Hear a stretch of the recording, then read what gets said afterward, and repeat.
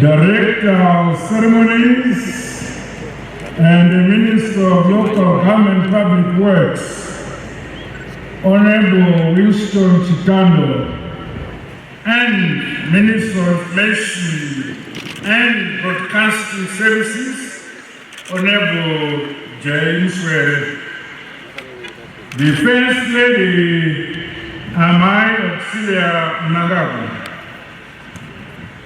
the Vice President, Honorable General Retired Dr. C.G.N. Chwenga, Namai Chwenga, the Vice President, Honorable Colonel Retired KCD Mohadi, the National Chairman of ZANU-PF and the Minister of Defense, Honorable OCZ Nchingori Kashiri, Minister of State for Provincial Affairs and Devolution, Manicaland Province, Honorable Advocate M. Mugaza, members of ZANU-PF Central Committee and Politburo, the Speaker of Parliament, Honorable Advocate J.F.N. Mudenda, President of the Senate, Honorable M. Nomona, the Chief Justice of the Republic of Zimbabwe, Honorable Justice Luke Malawa, leaders of other political parties who are here, I greet you. The Chief Secretary to the President and the Government, Dr. Martin Rushwaya, Chairman of the Public Service Commission, Dr. Vincent Ngwe, Commander Zimbabwe Defense Forces, General P.V. Swan, Mambo Nashan Buhera, na vose mazimambo auya kuzotikuta pano ndinokwazisana. Your Excellencies, members of the Diplomatic Corps, I'm informed there's a delegation from Mozambique led by the governor of Manicaland province, Mundo Bigara. Senior government officials, service chiefs, veterans of the liberation struggle, ladies and gentlemen, comrades and friends, my fellow countrymen and fellow women, not fellow women, fellow countrymen and the women. Today, we mark another milestone in the history of our great nation of Zimbabwe as we celebrate our 44th independence anniversary. On this day, the sacred national flag of our beloved motherland Zimbabwe was raised and the Union Jack brought down, symbolizing the end to the racist and the brutal colonial rule of this country. We are celebrating our independence, freedom, and sovereignty as the rightful owners and the rulers of this great land. Never, never, never again shall we be ruled by foreign people in whatever pretext. I say to all fellow citizens here present and in the diaspora, congratulations, Makorokoto and Flope. we gather in this scenic province of Manicaland, with its cascading mountains and valleys, which was the ground of many battles fought during the protracted War of Liberation. We respectively salute the heroes of our armed struggle. We honor the liberation icons of this province, such as the late national heroes, Comrade Ndamaming George, Comrade Herbert Wilshire Chuteko, Comrade Mambo Chief Rekai Tangwena, Two-Boy Edgar Teke, William Dangana, Comrade Kumbirai Kangai, and many others, alongside the many known and unknown sons and daughters of the soil from across our loved country, Zimbabwe. They all fought, suffered, and sacrificed their lives to win this independence and freedom for us. Tinovatenda, siyababonga. We shall forever remain grateful.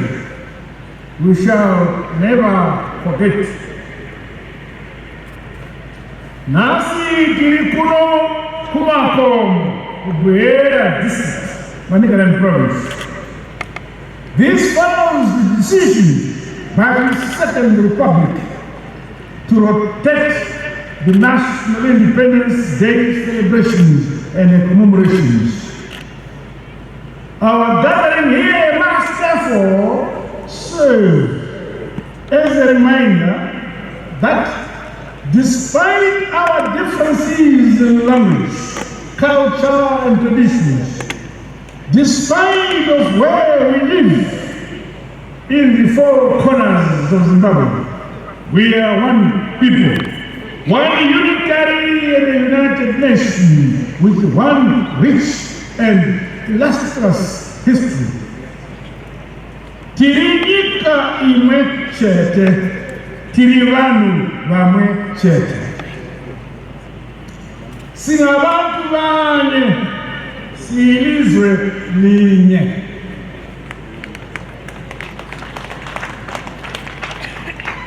We Zimbabweans shall remain united, living in peace and harmony, developing among the country, emboldened by our philosophy, and that is Nika Ikotama Ipanamatirwa. Hallelujah.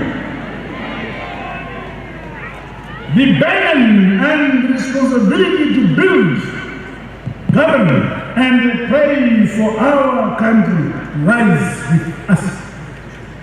This is a duty we are carrying forward, brick upon brick, stone upon stone, and step by step. My fellow Zimbabweans, Manicaland province will always be remembered as one of the many provinces in the country that bore the brunt of the armed liberation struggle, which ushered us into the independence and freedom which we all enjoy today. The proximity of the province to Mozambique, so many communities suffering from indiscriminate, racist brutality of the colonial regime. In one accord, today, our nation says, thank you, the people of Manicaland province. Thank you for playing your part for our country's independence. Tinokutendai Manicaland. Siyalibonga Manicaland. The historic and landmark Zakasi Foxtrot Assembly Point, which was a temporary home to close to 15,000 comrades during the ceasefire period, is located about 40 kilometers from this venue. Some of them are in our midst today.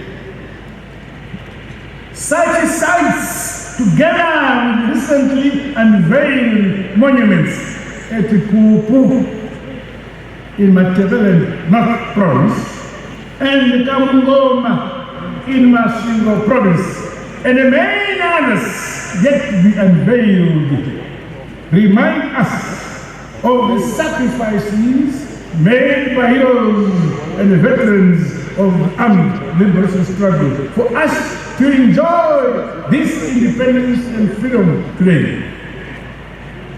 Let us continue to honor them by memorizing our historic sites and correctly documenting our rich liberation war history for both present and future generations. My dear comrades and friends, this year's commemorations come on the backdrop of the climate change-induced El Nino drought.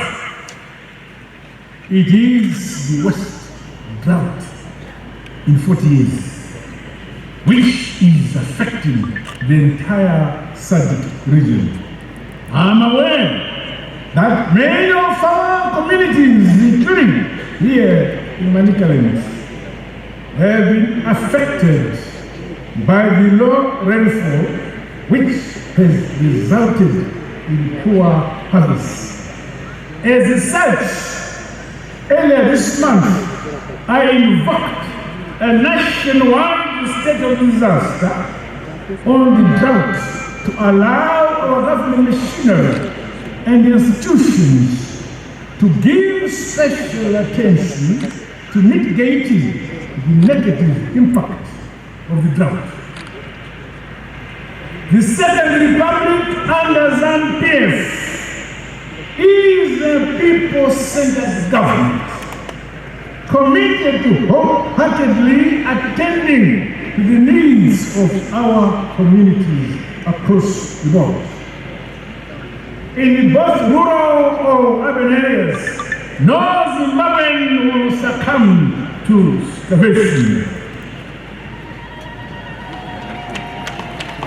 Adequate resources are being mobilized towards the national food security for our people. The food deficit mitigation program is gathering pace following the identification of vulnerable communities in the households in every district in the world. Drawing from our traditional heritage, cultural norms and values, we are tackling drought in unity. No one and no place will be left behind. Meanwhile, my government is implementing a robust winter cropping program as we prioritize broadening our strategic grain reserves.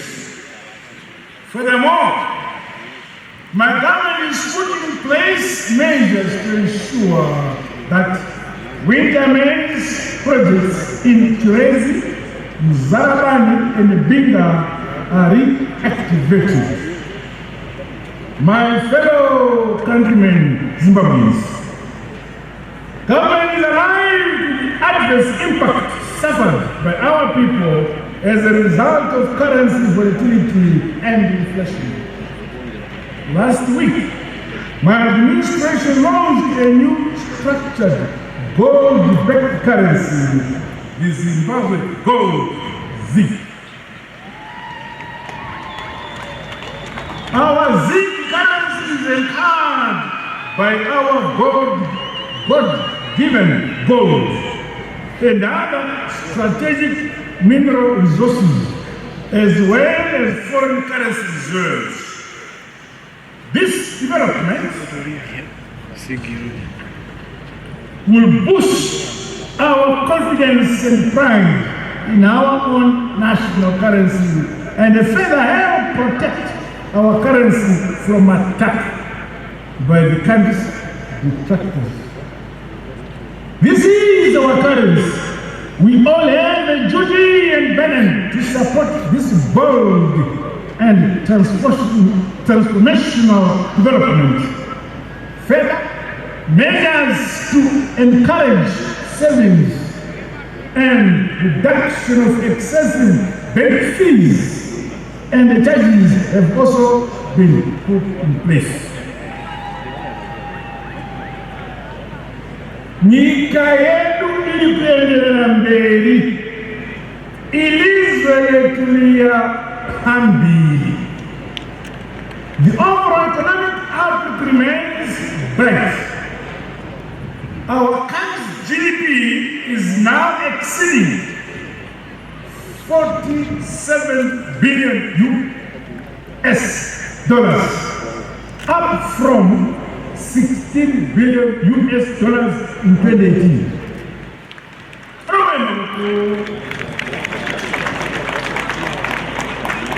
This shows that we, the descendants of the great Mnangagwa, are a resilient, focused, determined and hard-working people.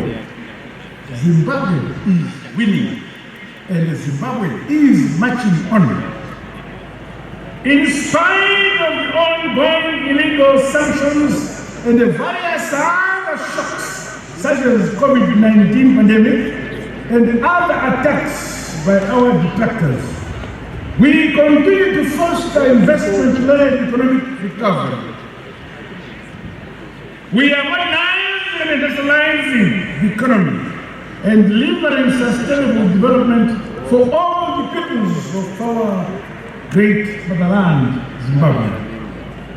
A positive growth as a result of investments from both domestic and foreign players, as well as incentives and policies, is evident in the mining sector. In the wake of recent discoveries, Zimbabwe is on course to be a player in the oil, gas, and petroleum chemical industry. The country's lithium mining and processing portfolio is growing, including here in Buhera district. This will see Zimbabwe sustainably exploiting this strategic new energy resource for the socio-economic development of our people. We are also contributing to addressing the global climate change crisis. Capacity utilization levels are constantly increasing in the manufacturing sector. New industries are being opened, with more of our young entrepreneurs confidently now producing goods and services for our country and our communities. Exports of value-added products increased by 22% from US 366.5 million in 2022 to a commendable 448.7 million US dollars in 2023. A 34% increase in tourism sector arrivals in 2023 figures has seen the sector exceed the pre-COVID-19 tourist arrivals. The growth of the sector has been further boosted by increased domestic tourism, as more of our people enjoy independence by visiting different parts of the country. I commend Zimbabweans for this culture enterprise in our local destinations and country as a whole. The Second Republic continues to streamline border procedures and modernizing infrastructure towards facilitating cross-border movement and enhancing regional integration within SADC, the continent and beyond. Signature infrastructure projects involving key economic enablers in power generation, dam construction, road networks, water and sanitation, as well as ICTs, continue to improve service delivery, creating jobs and transforming our socio-economic landscape. As we modernize our great motherland, Zimbabwe, robust strategies to strengthen our country's energy mix remain ongoing. Works on the fuel pipeline will soon facilitate an increase in annual pumping volumes from the current 2 billion to 3 billion liters in response to growing fuel demands by our economy. Following the successful completion of the Bridge-Harare Highway, focus has now shifted to the Harare-Chirundi section. The broader road rehabilitation construction projects across our country's provinces will continue to be supported. The Second Republic is committed to ensuring that Zimbabwe becomes a robust digital economy and knowledge-based society. This has seen the expansion of the fiber optic network backbone infrastructure and the adoption of responsive policies and measures to promote access and use of ICTs. Industry players are called upon to operate within our country's laws. They are also aimed to ensure that ICT services and products are affordable to all our communities, including the education, trade, and other economic sectors.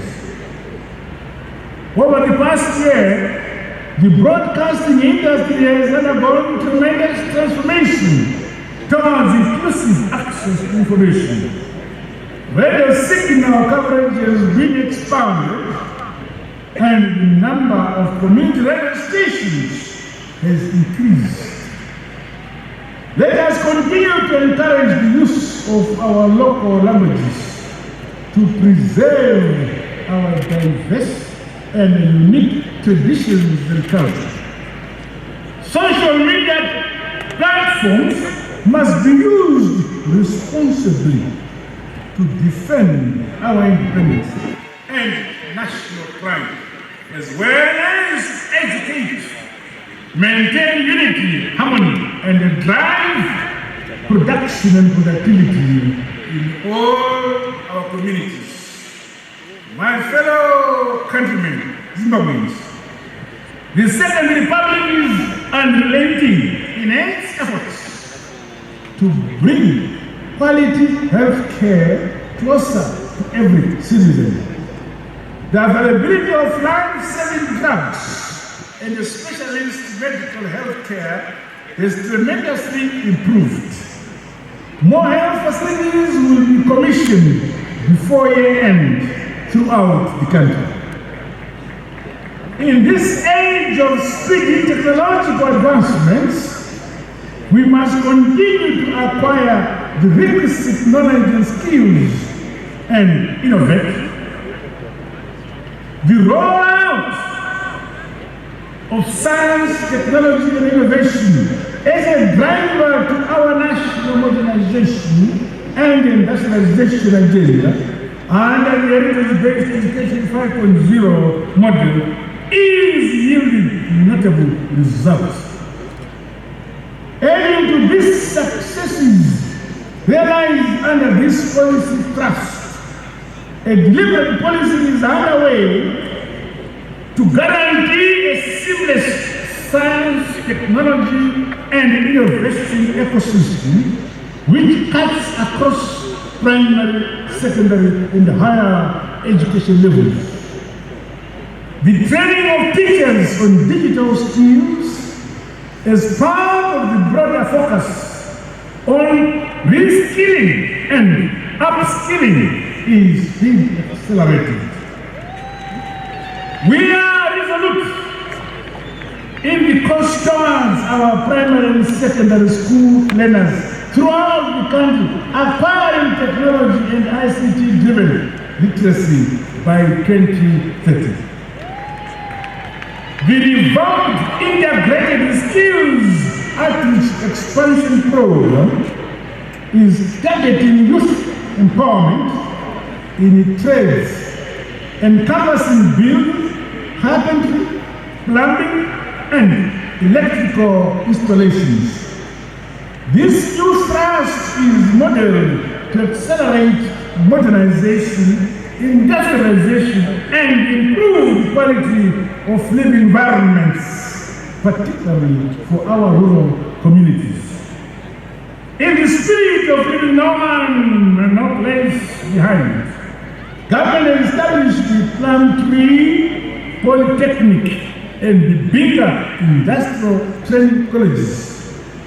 Emphasis is being placed on specialist technical and entrepreneurship skills that link directly with industrial and social development to enhance employability and labor productivity.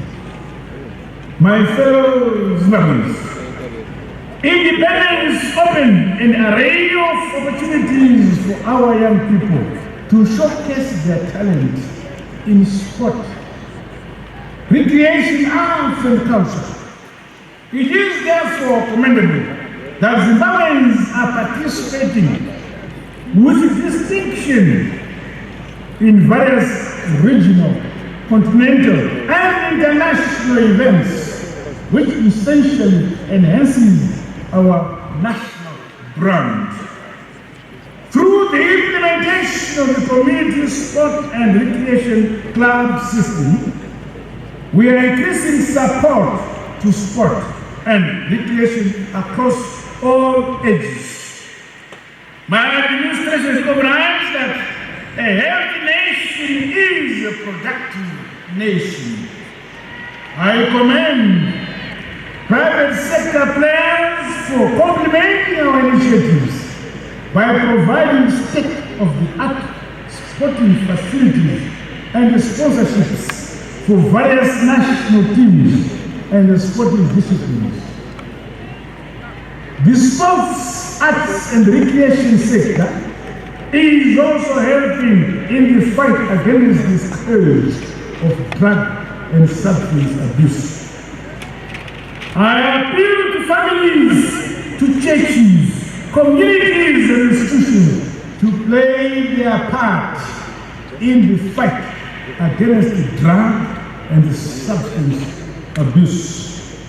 Kumazimambe kumarua misale gavana kumanga naskana kisuka nokora Murambinda kana mkaroba tatarani. We all have a duty to protect our freedom, independence, and sovereignty by deliberately protecting the young people of our great country. The long-awaited reintroduction of the Youth Service in Zimbabwe program will see our nation mold youth who are proactive, patriotic, and productive citizens of our motherland. My dear fellow Zimbabweans, government continues to avail resources to promote women and community empowerment by funding small and medium enterprises. Men are being facilitated to grow, professionalize, and modernize their businesses, as well as access both local and international markets. The safety and security of our women and children is integral to the overall well-being of our society. All forms of violence against women, against children, are not acceptable in our nation. Under the New Marriages Act, those found guilty of arranging child marriages and pledging children for marriage now face deterrent punishment. Let us protect our children from retrogressive traditions and practices. My administration continues to implement policies in line with our constitutional obligations to respect and honor our veterans of the liberation struggle. I urge us to draw lessons from this rich legacy of bravery and look into the future with hope and confidence in our own abilities as an independent and free people. My fellow countrymen and women, the professionalization of our public service is yielding positive results with regards to the quality of service delivery. Performance contracting has been entrenched with the government ministers, permanent secretaries, chief executives of state-owned enterprises, and local authorities now bound to deliver quality services for our people. Conformity with the sound corporate governance remains a priority to safeguard precious state resources for the development of our country. The welfare of our civil servants will continue to be reviewed in line with economic sustainability.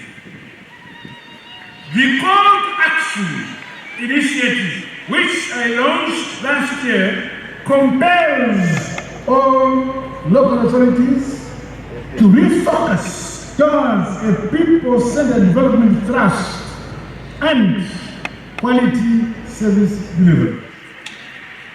Non-performance from our local authorities is not acceptable. Our people deserve to enjoy a higher quality of life and come from the grassroots levels upwards. My fellow countrymen and women, our country's foreign policy remains dynamic. Zimbabwe is a friend of all and an enemy of none.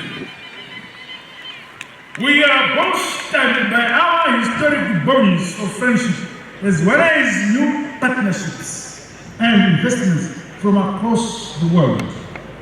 Flourishing relationships are being forged based on mutual respect, shared values, and the win-win benefits. In 2023, new diplomatic missions were established in line with our engagement and re-engagement agenda. Those nations willing to assist and partner us in our ongoing development journey are most welcome.